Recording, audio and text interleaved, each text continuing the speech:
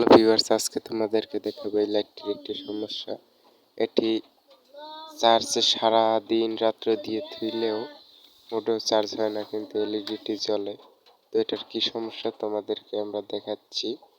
আমরা এটার সমস্যা খুঁজে পেয়েছি, তো তোমাদেরকে দেখাচ্ছি শর্টকাটের ভিতরে। এই যে ডায়োডটি দেখতে পাচ্ছ, এই ডায়োডটি খারাপ, তো এটাকে আমরা চেঞ্জ করে ফেলবো। চেঞ্জ করে দেখবো আমাদের সমস্যাটির সমাধান হয়েছে কিনা। তো আমরা এটার বদলে 4007 একটি ডায়োড নিব, নিয়ে লাগিয়ে আপনাদেরকে দেখাচ্ছি। ভিউয়ার্স, দুঃখজনক বিষয়, দেখুন আমার তাতালটি কাজ করতে করতে কারেন্ট হয়ে গিয়েছে, তো আমি শর্ট খেয়েছি।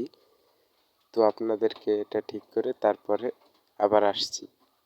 এটা ঠিক করাও দেখিয়ে দিচ্ছি। এই যে দেখুন, এই যে আপনারা লাইনগুলো দেখতে পাচ্ছেন টিউব দেওয়া, এই লাইনগুলোকে আপনারা সরিয়ে দিবেন। এই লাইনগুলো সাইডে লেগে গেলেই শর্ট হয়ে যায়, তারপর কারেন্ট পায়। তো আমরা এটাকে লাগিয়ে নিয়েছি। তো এখন দেখুন, একটু সাইড থেকে সরিয়ে নিয়েছি, এখন দেখুন কোনো প্রকার কারেন্ট নেই। আর আমাদের টর্চ লাইটটিও কিন্তু রিপেয়ার করা প্রায় শেষ। তো এবার আমরা এইটাকে মানে ডায়োডটির পিনগুলোকে কেটে নিব, কেটে আমরা লাগিয়ে নিব, তাহলেই আমাদের কাজ সম্পূর্ণ।